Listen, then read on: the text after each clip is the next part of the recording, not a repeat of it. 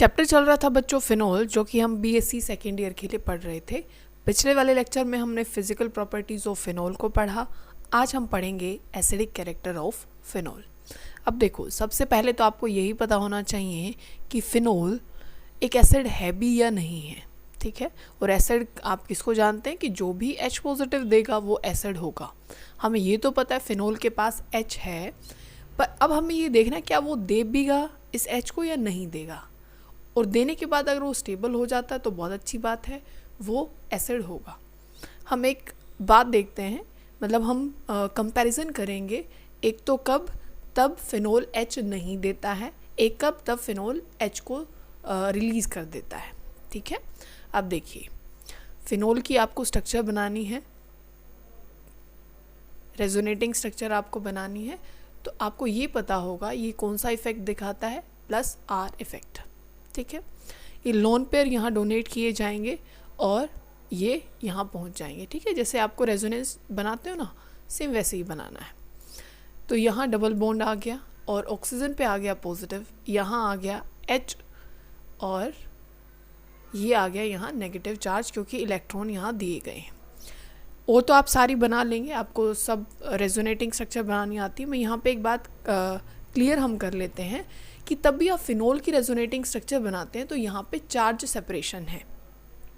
और तब भी कोई भी कंपाउंड, मतलब चार्ज सेपरेशन तब होती है तो वहाँ एनर्जी लगती है, ठीक है, जो कि स्टेबल कंडीशन नहीं होती है। चार्ज सेपरेशन जो कि पॉजिटिव और नेगेटिव आया है तो यहाँ एनर्जी लगेगी कंपाउंड की, तो वो ज़्यादा स्टेबल नहीं माना जाता। तो हम अब देखते हैं किसकी, फिनोक्साइड आयन की। तब वो क्या करता है, अपने H को रिलीज़ कर देता है, ठीक है।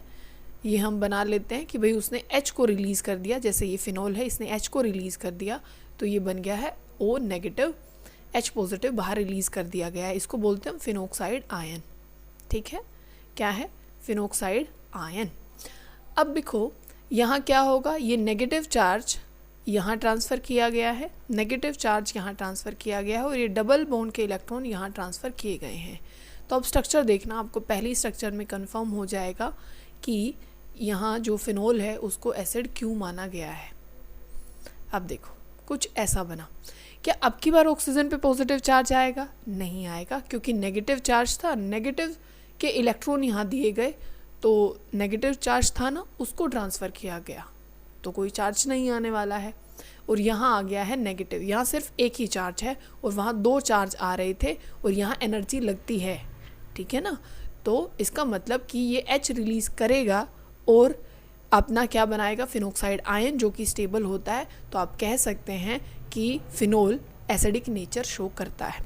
या फिर आप क्या कर सकते हैं, आप इसकी किसी मेटल के साथ रिएक्शन करके दिखा दीजिए, हाइड्रोजन बाहर रिलीज़ हो जाएगी तो भी आपको पता लग जाएगा कि फिनोल H रिलीज़ करेगा और एसिडिक नेचर शो करेगा। अब हम देखते हैं कि इसके ऊपर क्या क्या चीज़ें इफ़ेक्ट डालती हैं, ठीक है ना।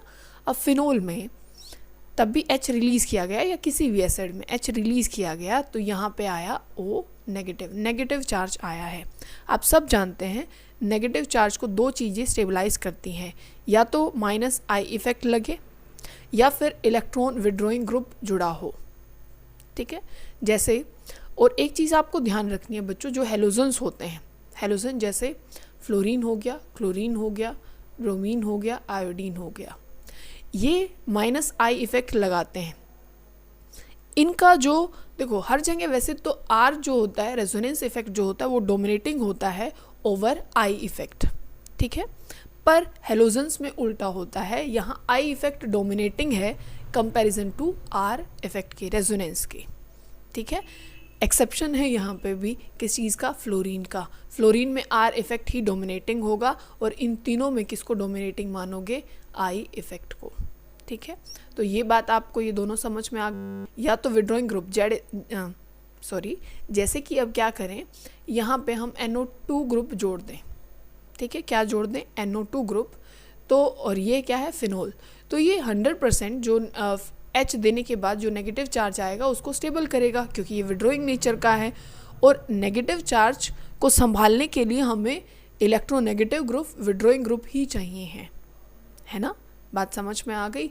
या फिर क्या हो, और ज़्यादा जितने ज़्यादा लगा दोगे, जैसे कि आप NO2 यहाँ भी लगा दें, NO2 यहाँ भी लगा दें, तो ये और अच्छा एसिड बन जाएगा। जितने ज़्यादा विड्रॉइंग ग्रुप होंगे उतना ही अच्छा एसिड होगा।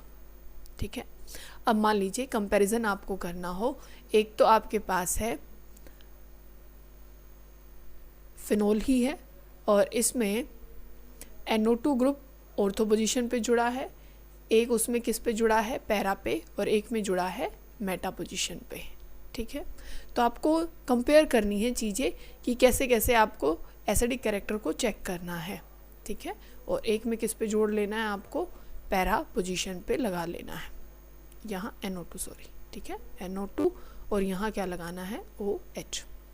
अब देखो सारी जगह NO2 है पर पोजीशन का डिफरेंस है।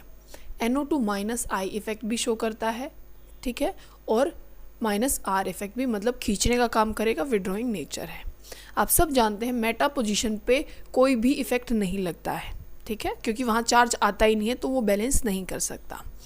तो अब माइनस I इफेक्ट है डिस्टेंस इफेक्ट। कैसा इफेक्ट है, डिस्टेंस इफेक्ट है। जितना क्या होगा, पास में होगा उतना ज़्यादा बैलेंस करेगा, मतलब नेगेटिव चार्ज होगा बहुत आराम से संभाल लेगा। पर ध्यान दीजिएगा यहाँ पे क्या है, ये इस H को जाने नहीं देगा, ये NO2। कारण क्या है, क्योंकि यहाँ हाइड्रोजन बॉन्डिंग होती है। क्या है, H बॉन्डिंग हो जाएगी, जिसकी वजह से H को जाने ही नहीं देंगे, तो इसका एसिडिक कैरेक्टर क्या हो जाएगा, कम। क्योंकि ये H को जाने ही नहीं देगा तो ये एसिड किस बात का। ठीक है ना, तो सबसे ज़्यादा एसिडिक कैरेक्टर किसका हो जाएगा, जो पैरा पोजीशन पे है NO2 में। ठीक है, किस में है, पैरा पोजीशन पे जहाँ NO2 लगा हुआ है उसका ज़्यादा हो जाएगा। फिर किसका देखने को मिलेगा आपको, क्योंकि यहाँ पे भले ही क्या हो R इफेक्ट, आपको माइनस R इफेक्ट तो लगेगा ही, I भी लगेगा, पर बेशक से कम लगे। तो दूसरे पे कौन आ जाएगा, ऑर्थो वाला आ जाएगा जहाँ NO2 है, और लास्ट में कौन आ जाएगा, मेटा पोजीशन पे जहाँ NO2 ग्रुप जुड़ा हुआ है। सेम आपको किस में चेक करना है कि तब हम हेलोजन्स लगा देते हैं, जैसे फिनोल पे है और यहाँ ऑर्थो पोजीशन पे क्लोरीन को जोड़ रखा है, एक कहाँ जोड़ रखा है, मेटा पे, और एक बार जोड़ रखा है हमने पैरा पे। तो हमें एसिडिक कैरेक्टर देखना है कि ज़्यादा किसका होगा। अब ध्यान देना है, आपको यहाँ एक बात समझनी है जो मैंने पहले भी बताई कि यहाँ आप I इफेक्ट को, माइनस I इफेक्ट को डोमिनेटिंग मानेंगे ओवर R इफेक्ट। ठीक है, और ऐसा बहुत कम जगह देखने को मिलता है, आपको हेलोजन्स में ही देखने को मिलेगा। तो सबसे ज़्यादा कौन हो जाएगा, ऑर्थो, क्योंकि ये बहुत आराम से नेगेटिव चार्ज को बैलेंस कर लेगा। डिस्टेंस इफेक्ट होता है I इफेक्ट। फिर कौन हो जाएगा, मेटा, और सबसे कम किसका हो जाएगा, पैरा का। ये चीज़ आपको ध्यान रखनी है। तो तब भी आपको ऐसी चीज़ें देखने को मिले, जितने ज़्यादा विड्रॉइंग ग्रुप हो उतना ज़्यादा एसिडिक होगा, और माइनस I इफेक्ट भी क्या बनाता है, एसिडिक कैरेक्टर को इंक्रीज करता है। ठीक है।